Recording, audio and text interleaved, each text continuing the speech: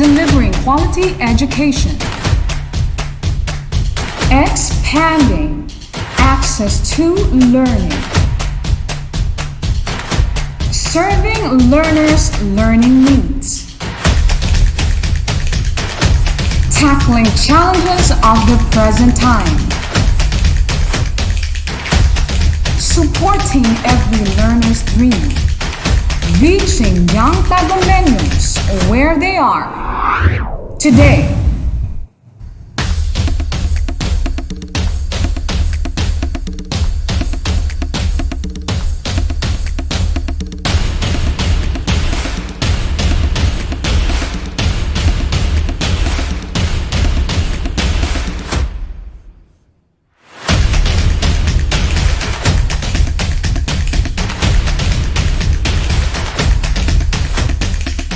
From the music capital of the Philippines, advancing in the challenge of distance learning.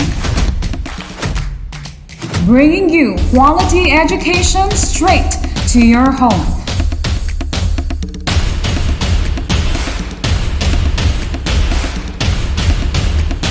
Plug yourself in. This is DepEd TV. Tara na!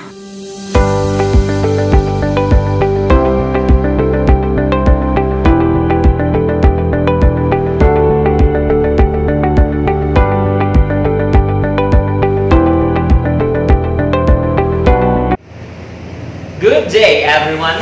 I'm Teacher Mark. I am glad that you will be with me today. It's time for a new and digital way of learning the world of mathematics. The most essential learning competency that will be discussed in this video is illustrating quadratic equations. This is Mathematics Grade 9, Module 1 of Quarter 1.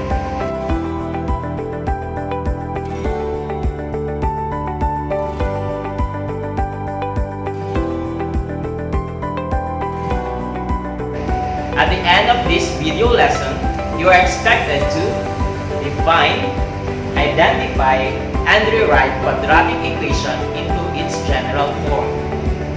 Please make sure that you have with you your pen and paper. Okay, let's go. Let us learn while having fun. Indeed, expect a meaningful learning. Before we proceed to our main lesson, let us have a review first. Let's start. Which of these are quadratic equations? Is it a quadratic equation? Yes, it is. Observe, why is it a quadratic equation? How about this one? Is it a quadratic equation? No, it's not. Observe, why is it not a quadratic equation? How about this? Is it a quadratic equation? Yes, it is. Observe, why is it a quadratic equation? Is it a quadratic equation? No, it's not. Observe, why is it not a quadratic equation? How about this last one? Is it a quadratic equation? Yes, it is. Observe, why is it a quadratic equation? Try to observe the equation to the left side of the screen. Focus on the equations which are quadratic. What have you observed? That's right. Quadratic equation in one variable is an equation which the greatest exponent of variable is 2. In general form, it is written as ax squared plus bx plus c is equal to 0, where a, b, and c are real numbers, and a cannot be equal to 0. Examples of which are the following. Number 1. 6x squared plus 11x minus 35 is equal to 0. Number 2. 3x squared plus 4x minus 2 is equal to 0. Number 3. 2x squared plus 4x minus 9 is equal to 0. And so, let's level up your excitement. It's your time to identify which of these equations are quadratic. Number 1. X squared minus 2x minus 1 is equal to 0. You have 5 seconds to answer. Timer starts now.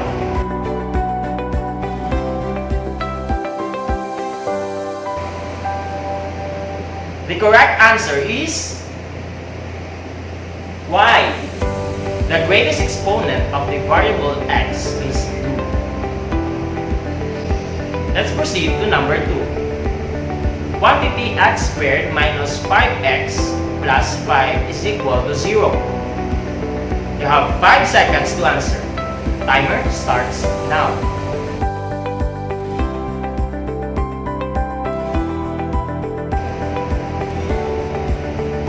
The correct answer is y. The greatest exponent of variable x is 2. Number 3. X squared times quantity 2x plus 2 is equal to 0. You have 5 seconds to answer. Timer starts now.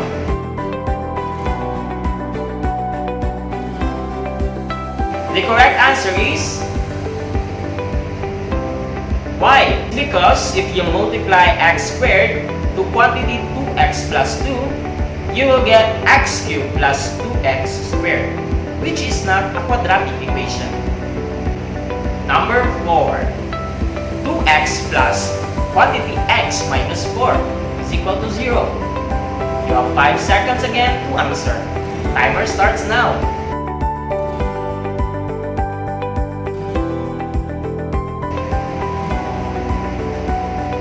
The correct answer is, you're right, it's not a quadratic equation. Why? It's because if you simplify 2x plus quantity x minus 4, you will get 3x minus 4, which clearly shows that the variable x does not have an exponent of 2. Let's proceed to number 5. Quantity x minus 5 squared is equal to 0. You have another 5 seconds to answer. Timer starts now.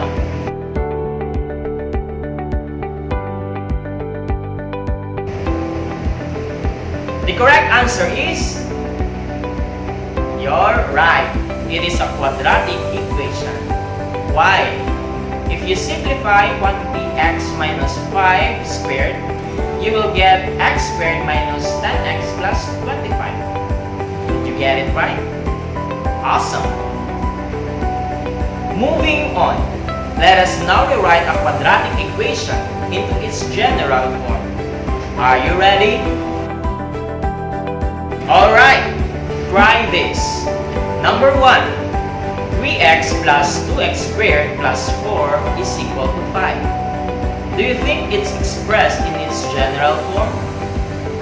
What do you think is right? It is not on its general form. Why? Because the general form of quadratic equation is in the form of ax squared plus bx plus c is equal to 0. So how are we going to rewrite this equation into its general form? First, be sure that the right side of the equation is 0. In this case, all you need to do is subtract 5 from both sides. Simplify and write the terms with the exponent on the variable in descending order. Hence, the answer is 2x squared plus 3x minus 1 is equal to 0.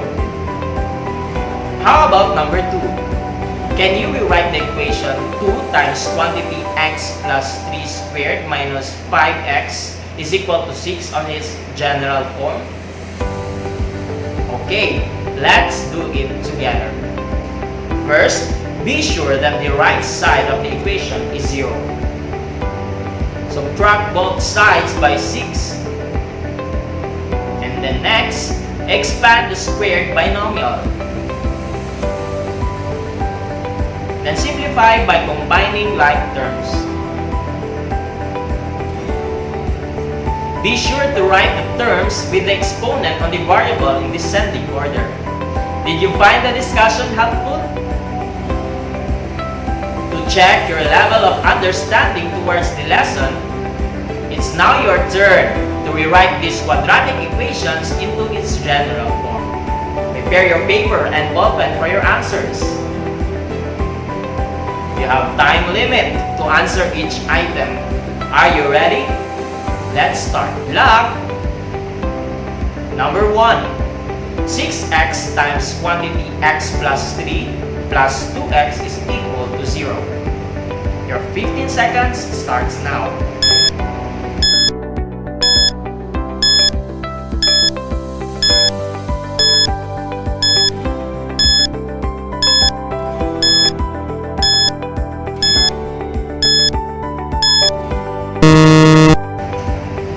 Time's up! Number 2. 5 times quantity x plus 4 squared is equal to 0. 15 seconds starts now.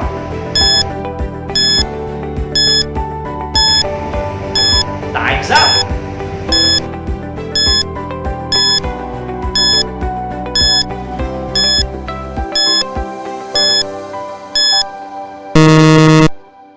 Take a deep breath. Let's answer number 3. X squared minus 4x is equal to 12. Your 15 seconds starts now.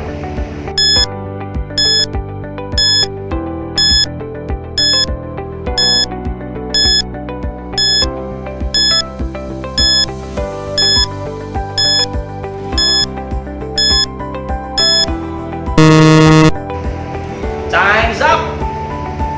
Now, are you ready to know the correct answers? I know you're excited. Remember to be honest on checking, because it is not the score that counts, but the learning you have gained that matters most. The correct answer for number 1 is 6x squared plus 20x is equal to 0. How do we get it? First, we multiply 6x to quantity x plus 3. We get 6x squared plus 18x. Then combine like terms. You must get 6x squared plus 20x is equal to 0. Yeah, you are right. Congratulations! How about number 2? What is your answer? The correct answer is 5x squared plus 40x plus 80 is equal to 0. How do we get it? First, expand the squared binomial. Thus, you'll get 5 times quantity x squared plus 8x plus 16 is equal to 0. Then, multiply 5 to quantity x squared plus 8x plus 16. You must get 5x squared plus 40x plus 80 is equal to 0. Wow! You got it right. Awesome! Are you ready to know the answer for number 3?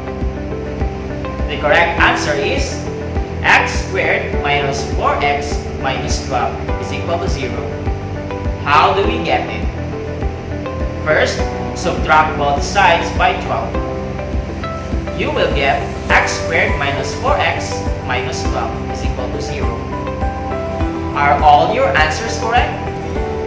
Wow! Fantastic! Congratulations! You deserve a round of applause for demonstrating skills in illustrating quadratic equations. That's the end of our video lesson on quadratic equations. I hope you enjoy your discussion for today. Let's keep learning mathematics with fun and excitement. See you on our next video episode on solving quadratic equations by extracting square root. Again, I'm Teacher Mark saying bye-bye, keep safe, and God bless.